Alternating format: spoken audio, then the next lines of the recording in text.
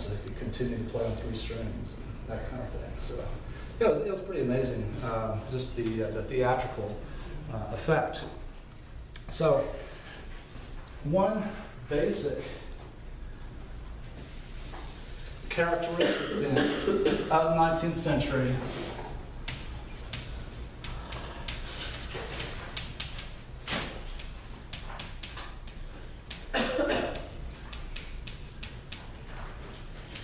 is this emphasis on the individual.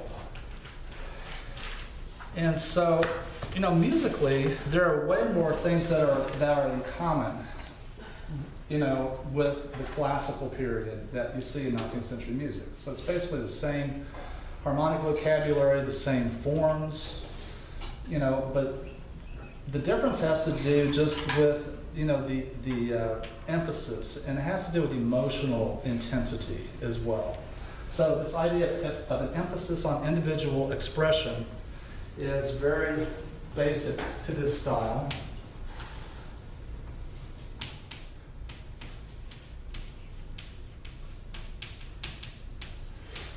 What we're going to see in the 19th century is that in general there are going to be composers who are more avant-garde and more radical in the way that they try to establish a new kind of music.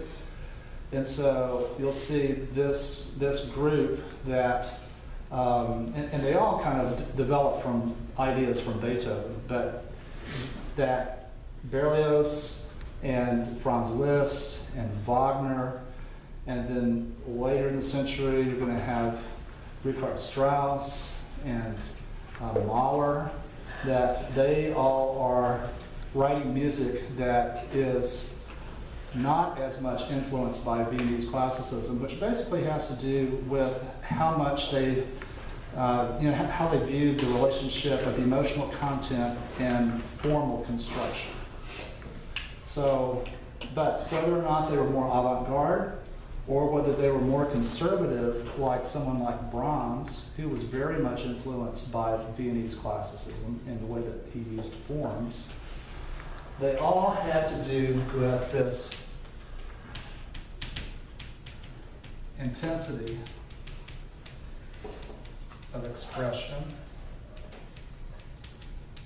So this idea of emotion.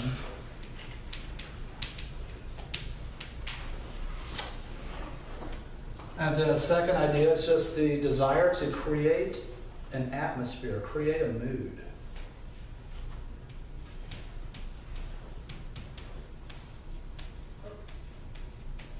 So we'll see those two things as basic with all Romantic composers.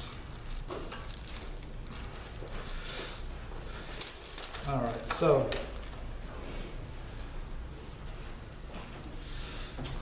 a couple more things.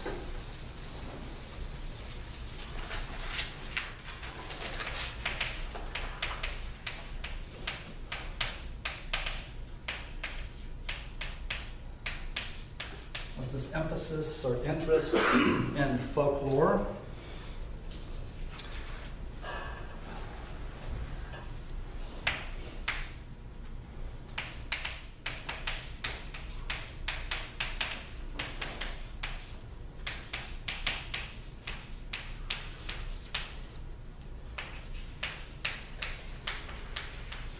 Interest in that which is bizarre or macabre.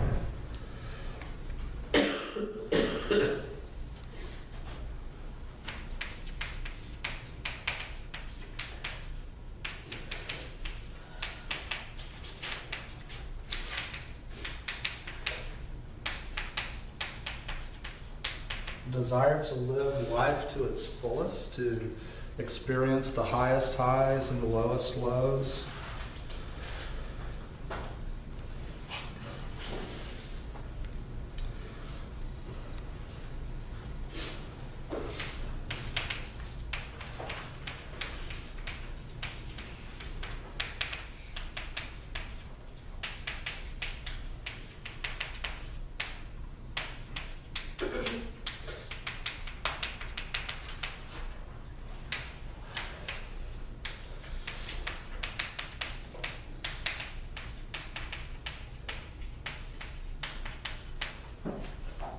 And so we'll see the improvement of musical instruments, which also lends itself to greater virtuosity. So the piano was developed in the 1820s so that it had an iron cast frame, so that it had cross stringing and what's called double escapement action, which allowed for faster playing, faster repeated notes.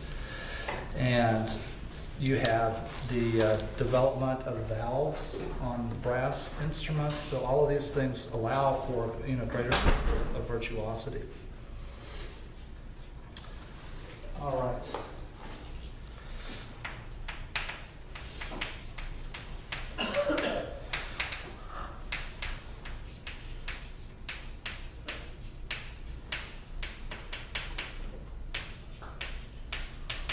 So we're going to see this interest in programmatic music and music telling a story, of being associated with some type of, having a title that's going to give, a general idea of what the music is supposed to represent. And that we'll see the most explicit example of a programmatic symphony is the Symphonie Fantastique of Berlioz, which he had a specific story, and we're going to go over that here in a little bit. So, one basic thing that I want you to have in mind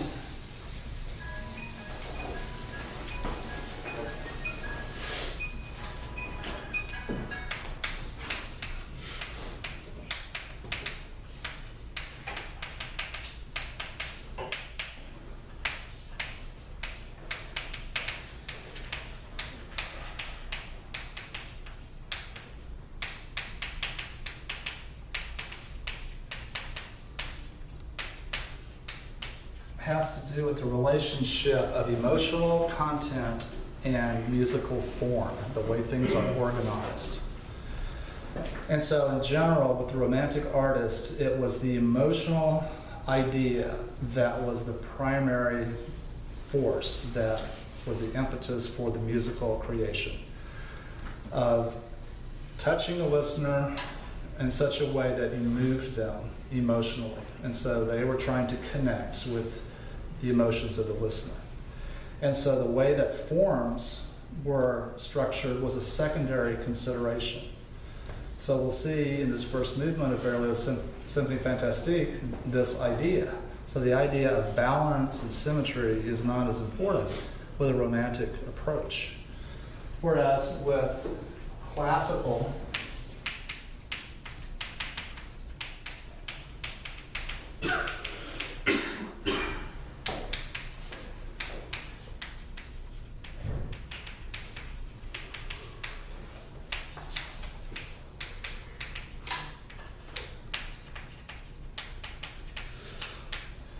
that the form would take precedence over the emotional content and very often would dictate the type of emotion of a particular theme at that particular point within the form. So what's an example of that, where a particular point within a form would have a specific type of theme? So if you think of the most important form of the classical period, which is, what's the most important form for instrumental? So what can you say about a particular point within a fast movement that would have a particular type of theme? The B theme is always lyrical. B theme would typically be lyrical. You typically see terms like dolce. So it would be more vocal, slower paced, more song-like, softer, more stepwise motion, all those things which have, a lyrical connotation. So that's a basic thing to hold on to. All right.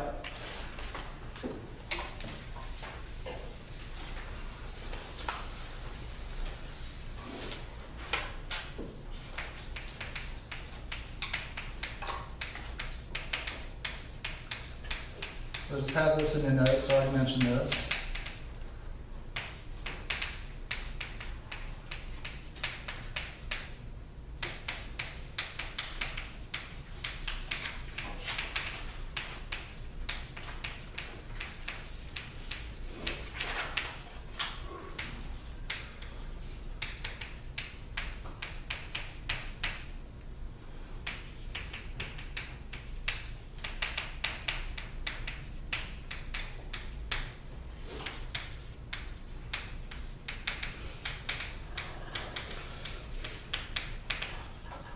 So you have the whole idea, of private music lessons that really become popular in the 19th century. So Frederick Chopin, that's basically how he made his living, was from teaching his private students. Not so much with concerts. He only played about 30 recitals in his lifetime. And, made some money from publishing, but mostly he made his living from giving lessons.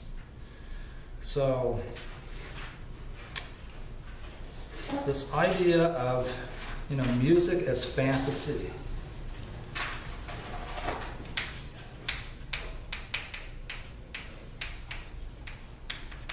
That was a popular thing.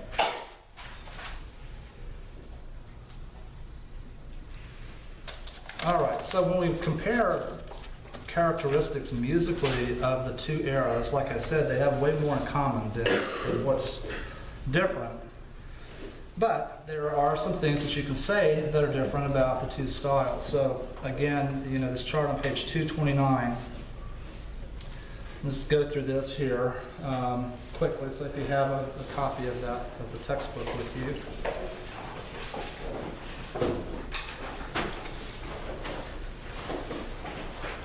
Again, like I said, with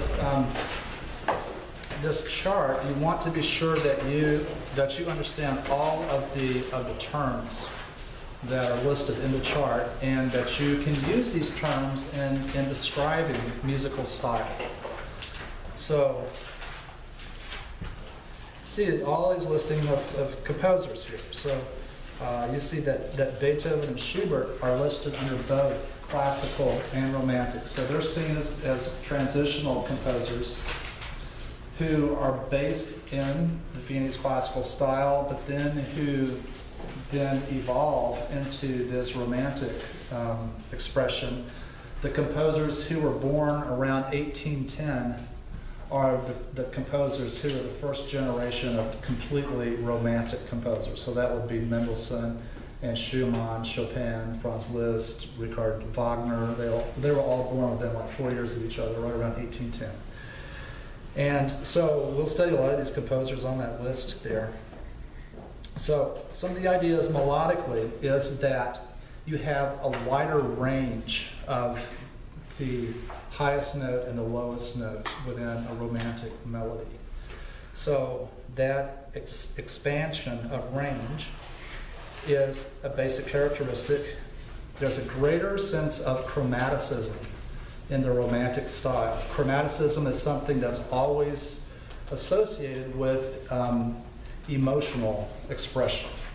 And so whether it's in a Baroque style or classical style, you'll see chromatic elements, but it always is something that is associated with that idea of eliciting an expressive response in the listener. So much greater use of chromaticism melodically and harmonically.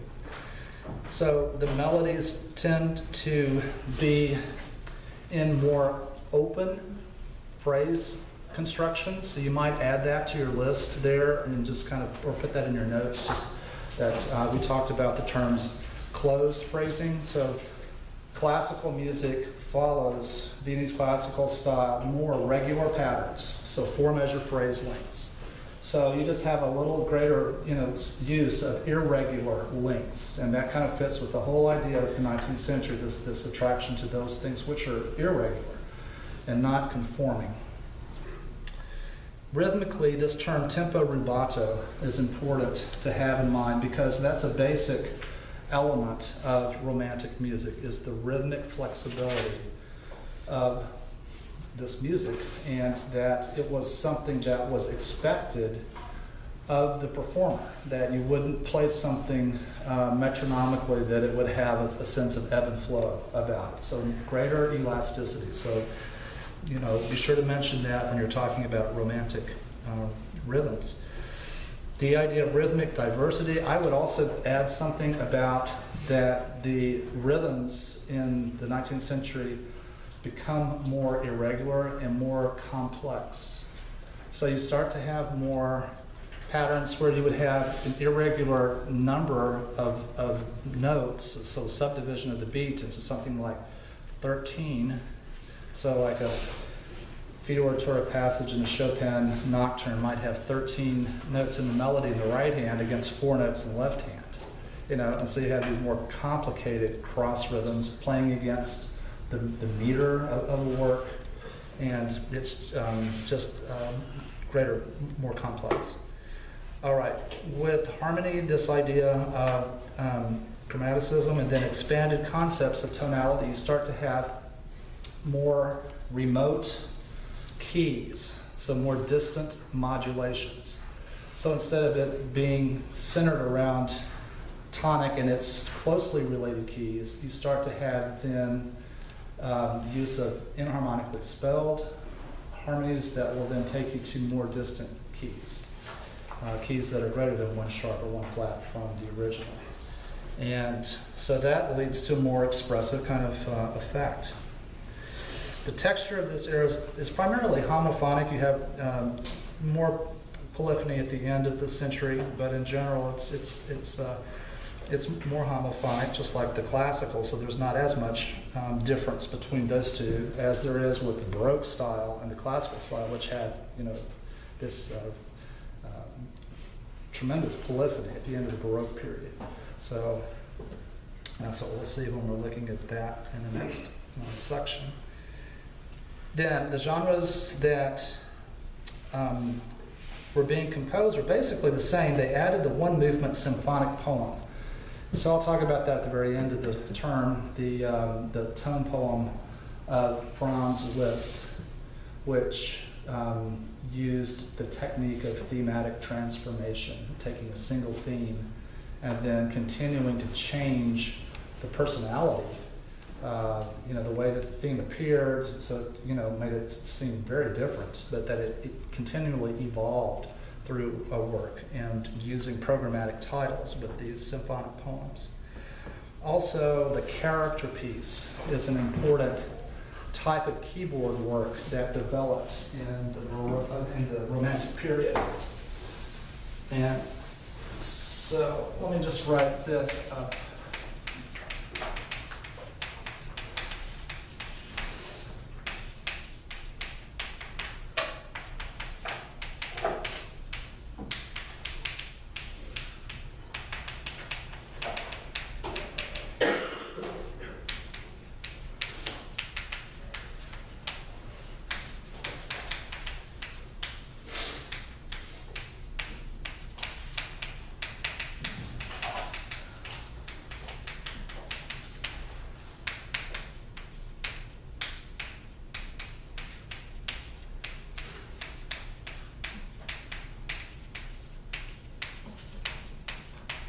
So a short keyboard piece that often had a descriptive title focused on creating a mood. Often it would be in ternary form, but the thing is, it wouldn't be in sonata allegro form, typically. So it didn't have to do with motivic thematic development, but instead it had to do with just creating a mood, or an atmosphere. And so this becomes really, really popular. And so something like a Chopin nocturne is an example of a character piece. So nocturne is a type of night music. And Robert Schumann would write little keyboard works for piano that would have descriptive titles like Child Falling Asleep or Night of the Rocking Horse, and would then group these all together in a cycle of short piano pieces, which then made one bigger work. And so this is something that's really popular, and yeah, is basically new, the emphasis on this type of work. All right, so that's what the miniature programmatic forms references in this discussion of form. So in general, you see in the Romantic era a great expansion